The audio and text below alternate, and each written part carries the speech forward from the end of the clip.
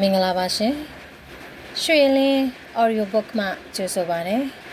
ဒီနေ့မမပြောပြမယ့်ပုံမြင်လေးကတော့စိတ်ထားကောင်းရင်ကံကောင်းတယ်ဆိုတဲ့ပုံမြင်လေးပဲဖြစ်ပါတယ်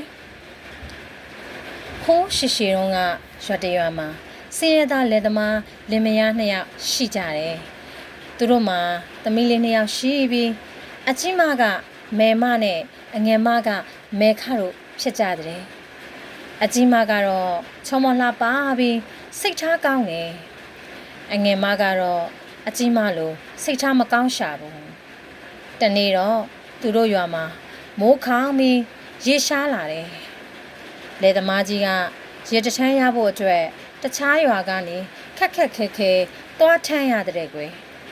သူတို့တွေအတွက်တော့ရေကအလွန်ရှားတဲ့အတွက်ရေချိုးဖို့နေတတောက်ဖို့တော့အနိုင်ဖြစ်နေရှာတာပေါ့ကွယ်သမီးတို့ရေကအဖေတို့အတွက်အရန်ခတ်နေပြီဒီတော့ရေကိုတစ်နေ့တစ်ယောက်2ခွက်လောက်ပဲတောက်ကြရအောင်နော်အဲ့ဒီအတွက်အဖေစိတ်မကောင်းပါဘူးကွယ်လို့လယ်သမားကြီးကပြောတဲ့ဟုတ်ကဲ့ရပါတယ်အဖေရဲ့သမီးကြီးမေမကလည်းပြန်ပြောတာပေါ့အငယ်မဖြစ်တဲ့မဲခကတော့ဘာမှမပြောပဲရေများတောက်ရဖို့အတွက်သူကအကြံထုတ်နေတဲ့ကွယ်ပြီးတော့မှသူ့အမနာကိုကက်ပြီးခက်တူးတူးလေးပေါ့အမငါကရေနှခွက်တောက်ရင်အဆင်မပြေဘူးငါရေအားစာတတ်တာအဲ့တော့အမကတစ်ခွက်ပဲတောက်ဟာငါကတော့3ခွက်တောက်မယ်နော်ရတယ်မဟုတ်လားအမအဲ့ဒီချိန်မှာကြီးမမဲမကတော့ရပါတယ်ညီမလေးပဲပို့တောက်လေပြောရင်အိမ်အလုပ်တွေကိုဆက်လုပ်နေတာပေါ့ကွယ်တနေ့တော့အဖိုးတူကသူတို့အိမ်ရှိကိုရောက်လာပြီးသမီးတို့ရေအဖိုးရေစာလို့အဖိုးကိုရေနဲ့လောက်တိုက်ပါလားကွယ်လို့ပြောတယ်ထိုအခါအငယ်မမဲခါကဟောမတိုက်နိုင်ပါဘူးကိုတော်မှအဝမတောက်ရဘူးသွားထွက်သွားလို့အော်ရာပေါ့ထိုအချိန်မှာပဲအကြီးမကအိမ်ထဲကနေပြေးထွက်လာပြီးအဖိုးနေအောင်သမီးတောက်ရမယ်ရေတစ်ခွက်တော့ရှိရဲ့အဖိုးတောက်လိုက်နော်လို့ဆိုပြီး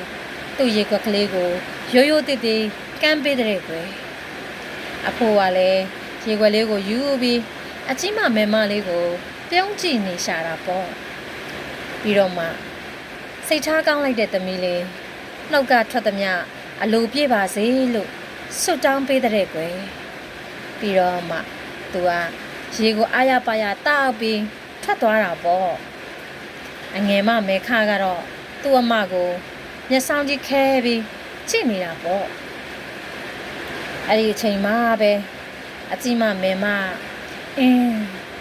ရေအေးကြီးလေးတွေရှိတဲ့ရေကန်လေးတစ်ကန်လောက်လိုချင်လိုက်တာလို့ပြောတဲ့ရုတ်တရက်မှာပဲသူမတို့အိမ်ရှိမှာကြည်လင်အေးမြတဲ့ရေအပြည့်ရှိတဲ့ရေကန်ကြီးတစ်ကန်ဟာပြုံးကနေဆိုပေါ်လာတာပေါ့ကွယ်အဲ့ဒီချိန်မှာလယ်သမားကြီးဟာအယမ်းဝမ်းသာသွားပြီးတော့အကြီးမမဲမရဲ့ကုသိုလ်တွေအကျိုးပေးပြီးဆိုပြီးပျော်နေရှာတာပေါ့ကွယ်ဒီလိုနဲ့လယ်သမားကြီးမိသားစုဟာ